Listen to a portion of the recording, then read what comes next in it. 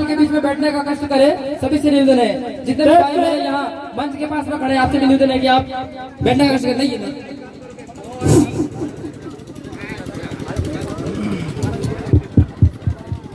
सबने जोहार, जय भीम। आवाज आ रही है लास्ट तक कि ज्यादा आ रही है? आज सलोंबर विधानसभा उपचुनाव को लेके इस पांडाल में विराजमान हमारे बीच में बागीदोरा विधानसभा एक समय में बांसवाड़ा और पूरे उदयपुर संभाग की जानी मानी विधानसभा मानी जाती थी। उस क्षेत्र से निर्वाचित होकर आए हमारे भाई जय कृष्ण जी पटेल, साथ ही हमारे एससी समुदाय के भीम आर्मी के जिला अध्यक्ष और हमारे बीच में ओटाराम जी मेघवाल साहब, ओबीसी समुदाय के भाई हमारे दिग्विजय सिंह जी, साथ ही इस पांडाल में विराजमान हमारे आदिवासी समुदाय के मेट कोटवाल भगत, माताएं बहनें, बड़े बुजुर्ग और समस्त भारत आदिवासी पार्टी के पदाधिकारीगण। ये इलाका शक्ति को लेके देखे, भक्ति को लेके देखे, इस इलाके को ऐतिहासिक पृष्ठभूमि पे अगर जाते हैं तो कहीं न कहीं इसका उल्लेख मिल जाता है। मैं मेरी बात शुरू करने से पहले एक दो नारे लगा देना चाहूंगा। बोलिए गणा माता की, बोलिए कांवड़िया हनुमान की। आज आप सबने ठान लिया है। एक समय हुआ करता था आज से 5-10 साल पहले, कांग्रेस बीजेपी वाले प्रचार करते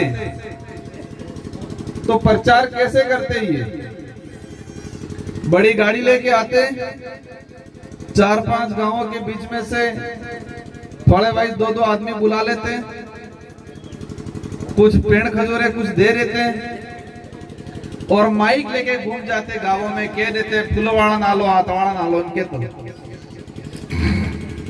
हमारी बहन बेटियां, हमारे बड़े बुजुर्ग उस बात को मान लेते और मान के वोट देने जाते।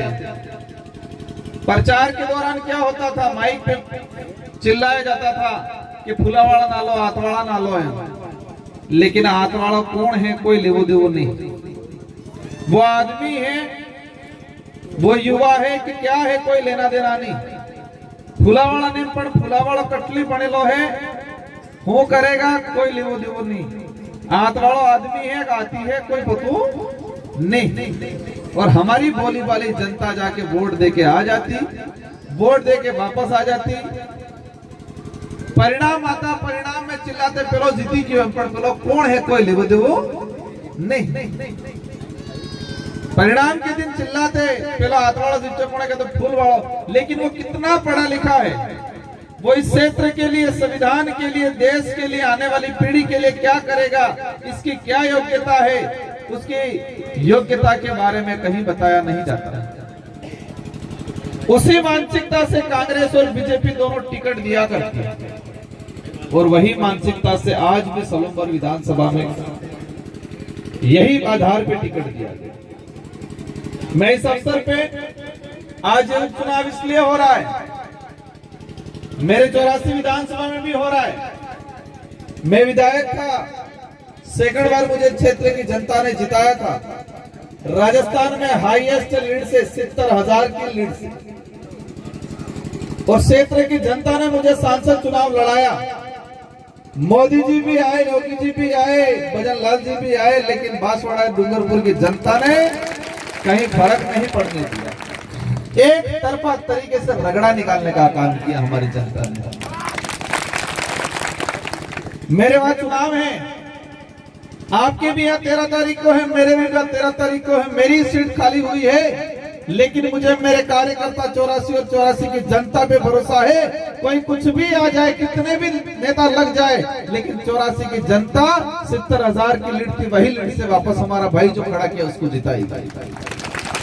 और इसीलिए मैं निश्चित होकर यहाँ पर आया हूँ सलूम्बर में नामांकन से लगाकर आज तीसरी बार मेरा यहाँ आना हुआ है। और मार्च 84 में भी हेत्ता दिग्गज नेता टीएडी मंत्री जी भूल चुके हैं कि मैं मंत्री हूं, उनको लग रहा है मैं 84 में पार्टी मंत्री हूं, ऐसा लग रहा है और ऐसे काम कर रहे हैं। गुजरात के मंत्री संतरी लगा दिए, कुछ मध्य प्रदेश से लाके लगा दिए हैं, और डूंगरपुर के बांसवाड़ा के सारे भूतपूर्व सब लगा दिए। अब सलूम्बर की बात करते हैं। अमृत जी का चुनाव हो रहा है। अमृत जी का जो घटनाक्रम हुआ, आज उनके परिवार को ही नहीं, सलूम्बर की सारी जनता को दुख हो। हमें भी दुख था, मैं भी 5 साल उनके साथ रहा था। विधानसभा में जब विधायक थे, मैं भी विधायक था, हम दोनों विधायक थे। जो हुआ वो गलत हुआ, लेकिन जितना भाजपा ने उनके साथ गलत किया है, आज आप देख सकते हो उनके ही परिवार में उनकी पत्नी को टिकट देके और जिस तरह से क्षेत्र में उनको घर घर से निकाल के झूठा बुलवा रहे हैं, वो अमृत जी की आत्मा को शांति नहीं देना चाहती है भाजपा के लोग। अमृत जी की आत्मा को शांति तभी मिलेगी जब भारत आदिवासी पार्टी का पढ़ा लिखा जितेंद्र भाई जीत के जाएगा विधानसभा में, तो ही शांति मिलेगी। क्योंकि उनकी आत्मा भी विचार कर रही होगी कि मेरी अनपढ़ बेचारी पत्नी जो घर बार संभालने का काम करती थी, मेरी उनकी घरवाली, उसको बेचारों को झूठ आगे करके उनके फर्जी साइन करके हमारे कर्मचारी, इस इलाके के कर्मचारियों को परेशान करने का जो काम किया जा रहा है, अभी से शुरू कर दिया। वो भी हमारी माता तुल्य, हम उनका तौहीन नहीं करना चाहते, लेकिन जब नामांकन भरने जा रहे हैं, फॉर्म भरे तणीदण तो शपथ पत्र प्रणामी तो बीजो आदमी बने। फॉर्म भरवा गया, पत्रकार अभी पूछे कि आज क्या है, बेचारी हमारी उस महिला को नहीं पता है, और फिर पड़ोस में अभी इनका नामांकन है, हमको इनको आगे करके यहाँ सलूम्बर में 4-5 लोग हैं जो कांग्रेस को भी चलाते हैं, बीजेपी को भी चलाते हैं। वो शांता देवी जी को आगे करके सलूम्बर को लूटने का काम करने की प्लानिंग से उनको टिकट दिलवाई। बदलाव कौन होगा? शांता देवी। लेकिन इनके पीछे कौन लोग हैं जो शांता देवी जी के फर्जी साइन कर रहे हैं? शांता देवी जी को पता ही नहीं है। और मैं आज इस मंच से दावा करता हूं कि जो साइन किया हुआ वायरल जो कर्मचारी की शिकायत की है, वो शांता देवी जी के साइन नहीं है। और आज ये स्थिति है, तो बनने के बाद तो क्या होगा? अगर पढ़ा लिखा जितेंद्र भाई चुन के जाएगा, सलूम्बर की शिक्षा की बात करो, स्वास्थ्य की बात करो, इस क्षेत्र के हक अधिकार की बात करो, इस क्षेत्र में रहने वाले प्रत्येक समुदाय की बात करो, वो आदमी बात करे। हमारे बीच में ओबीसी समुदाय के भाई बैठे हुए हैं, भाजपा के लोग ओबीसी समुदाय जनरल के कह रहे हैं देश खतरे में है, धर्म की रक्षा करनी पड़ेगी, ये कर करके बेवकूफ बना रहे हैं। लेकिन ये भाजपा कभी भी ओबीसी की मंडल कमीशन की बात नहीं करती। मंडल कमीशन क्या था, मंडल कमीशन में क्या प्रावधान है, क्या डिमांड थी, उसकी बात नहीं करती। ओबीसी की बात आती है। मैं विधायक था, मैंने विधानसभा में क्वेश्चन लगा के पूछा था कि ओबीसी के क्या प्रावधान है राजस्थान और शेड्यूल। आज ओबीसी के भाइयों को वो मूर्ख बनाने का काम कर रहे हैं। लेकिन इस मंच से मैं ओबीसी के भाइयों को कहना चाहूंगा कि आपकी जो भी बात है, जितेंद्र भाई भरपूर तरीके से बात उठाएंगे और जरूरत पड़ने पर हम भी दिल्ली में बात रखेंगे। देश लेवल में देखा जाए, देश लेवल में जो स्थिति बन रही है, भले हो सकता है यहाँ अलग परिस्थितियां हैं, लेकिन पूरे देश लेवल पे ओबीसी, एसटी, माइनॉरिटी और मानवता में विश्वास रखने वाले सारे लोग मिलकर आज काम कर रहे हैं और उनके साथ अत्याचार हो रहा है। सरदार वल्लभ भाई पटेल की डिमांड चल रही है। भजन लाल जी मुख्यमंत्री आ रहे हैं, उनको कोई ज्ञापन दिया, बता रहे हैं मेरे को पता ही नहीं। 31 अक्टूबर जो अवकाश की बात है, मैं बात करूंगा जितेंद्र भाई से और जितेंद्र भाई इस बात को पुरजोर तरीके से रखेंगे। क्या ये बात शांता देवी जी रख पाएंगे? क्या ये काम शांता देवी जी कर पाएंगे? उनको पूछेंगे कौन थे सरदार जी, पता ही नहीं। उनको आज पूछ लो भजनलाल जी कौन है, नहीं पता है। शांता देवी जी पूछ लेना अपने भजनलाल जी कौन है, नहीं खबर है। ये स्थिति बना रखी है। आज एससी समुदाय के भाई हमारे साथ में बैठे हुए, सामान्य वर्ग के भी भाई हमारे साथ में बैठे हुए। ये विचारधारा जब इस इलाके में शुरुआत में हुई, इन भाजपा और कांग्रेस के नेताओं ने माहौल बढ़ाया कि इस इलाके में आदिवासी समुदाय गुमराह हो रहा है, एससी और ओबीसी बाकी अन्य साथियों के साथ अन्याय करेंगे। आज इस पांडाल में बैठे हुए भाई और हमारे डूंगरपुर बांसवाड़ा स्कूल से आए हुए, उनको पूछना, ये विचारधारा मानवता में विश्वास करने वाली है, हर व्यक्ति का सम्मान करेगी, हर वर्ग का सम्मान करेगी। हमें दिक्कत उस लोगों से है जो शोषण करते हैं, अत्याचार करते हैं, छुआछूत करते हैं, भेदभाव करते हैं, उन लोगों से दिक्कत है। भले वो किसी भी व्यक्ति का हो, किसी भी समाज का हो, लेकिन जो शोषण करेगा उसके खिलाफ मोर्चा खोलने का काम भारत आदिवासी पार्टी करती है। आज सलूमबर में आज ये आदिवासी बहुल्य क्षेत्र इस इलाके के अंदर देखा जाए, टीएडी मंत्री जी 84 में आके बोल रहे हैं, बाबूलाल जी, यहाँ पर मन्नालाल जी, मेरी माता है, बहने बैठी है, मैं कहना चाहूंगा आपने एक घेर बनावा और घेर बना बात कटलो पसीनो आवे। और भाजपा नो नेता कही रही जो भाजपा ने कार्यकर्ता ने कि आदिवासियों का घर चला दो। एक वीडियो वायरल हुआ, आपने देखा होगा। भाजपा का नेता मन्नालाल जी आके वो कह रहे हैं उनके कार्यकर्ताओं का आदिवासियों का घर चला दो। क्या ये एक नेता के लक्षण है? ये गरीब आदमी का घर जलाने की बात बोल के और आज कह रहे हम आदिवासियों का विकास करेंगे। कौन सा विकास करोगे? एक तरफ घर उजाड़ने की बात करते हैं, ये महिला सम्मान की बात कर रहे हैं। सुना है मैंने नारी शक्ति सम्मान केंद्र, नारी केंद्र खोलते, अच्छी बात है, खोलना चाहिए। लेकिन मणिपुर में आदिवासी महिलाओं को निवृत्त करके घुमाने का काम इन्हीं भाजपा के लोगों ने किया। ये बदला लेने का समय आ गया काकी, आप बराबर सूद समेत वसूल कर वो इस बार एहसास करार वो है कि जिस देश के अंदर किसी भी वर्ग की महिलाओं के साथ अगर भाजपा के शरण वाले गुंडे अगर अपमान करते हैं तो उनका रगड़ा सलूमबर की जनता निकालने का काम करेगी। ये एहसास कराना है। आज बाबूलाल जी कह रहे हैं हम विकास करेंगे। आप सलूमबर में देख लो, यहाँ 84 में आके कह रहे हैं, लेकिन मैं कहना चाहूंगा जाडोल फलासिया के अंदर पेट में बच्चा है और उस बच्चे का सौदा करने का काम जाडोल फलासिया में हो रहा है।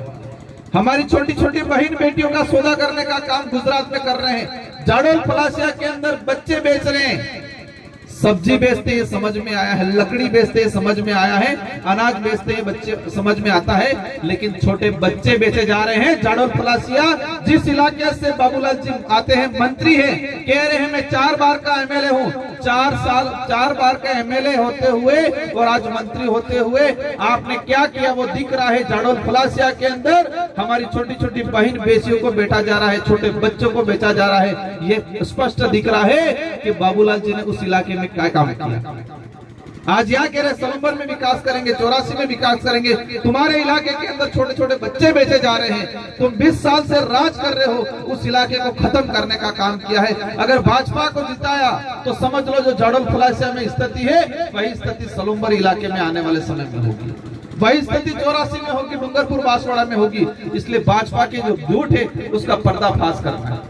मेरे पहले कुछ वक्ता कह रहे थे भाजपा के लोग भ्रम फैला रहे हैं कि बीएपी आ गई आपका गेहूं बंद हो जाएगा, आपका पेंशन बंद हो जाएगा, ऐसा भ्रम फैला रहे, सुनने में आ रहा है। भाजपा के नेताओं को कहना चाह रहा हूं, आपकी डबल इंजन की सरकार है, तुम हमारे पीछे क्यों पड़े हो? आप ये बताओ कि आप इस इलाके के लिए क्या करोगे।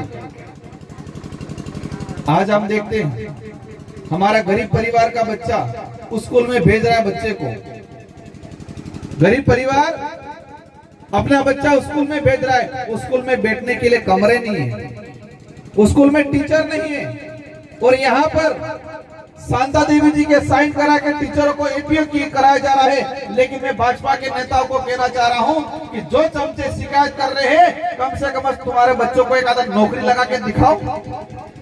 उनके बच्चों को नौकरी बनाने लायक नहीं छोड़े, उनके बच्चे नौकरी नहीं लग पा रहे हैं और किसी गरीब के बेटे ने मेहनत करके नौकरी लगाए उसको परेशान करने का काम किया जा रहा है। इसलिए सलूम्बर की जनता से मेरा अनुरोध है, ये वक्त आ गया है, आपको तोलना पड़ेगा। एक तरफ कांग्रेस का उम्मीदवार है, एक तरफ बीजेपी का उम्मीदवार है, एक तरफ भारत आदिवासी पार्टी का उम्मीदवार है। कौन पढ़ा लिखा है, कौन आपकी बात को विधानसभा में रखेगा, कौन विकास कराएगा, कौन आने वाली पीढ़ी की रक्षा करेगा, ये आपको तय करेगा। आज कांग्रेस के लोग आ रहे हैं, क्या स्थिति बना रखी है। कांग्रेस के अंदर खाने बोल रहे हैं बीजेपी जीत जाए चले, लेकिन बीएपी नहीं जीतनी चाहिए। क्या बोल रहे हैं, बीजेपी जीत जाए चले, लेकिन बीएपी भारत आदिवासी पार्टी नहीं जीतनी चाहिए। इनको मैं कहना चाहूंगा कि आप एक तरफ देश लेवल पे कह रहे हो भाजपा संविधान विरोधी है, और दूसरी तरफ सलूम्बर में आप कहीं कहीं इनडायरेक्टली भाजपा को सपोर्ट कर रहे हो। अगर आप सच्चे कांग्रेसी होते तो भारत आदिवासी पार्टी के साथ खड़े रहते, क्योंकि भारत आदिवासी पार्टी इस क्षेत्र की समस्या को लेकर आगे बढ़ी। इन्हीं बात को आगे बढ़ाते हुए मैं सलूम्बर के युवा साथियों को कहना चाहूंगा, इस पंडाल में जो आप हो, आप कम नहीं हो, आप कोई कम नहीं हो। हमारा आदमी शरीर से या उम्र से छोटा जरूर होगा, लेकिन आप ताकतवर हो, और आज ठान के जाना है कि हम एक एक जना 500 वोट दिलाएंगे, ये ठान के जाना है। दिलाओगे कि नहीं दिलाओगे? पक्का।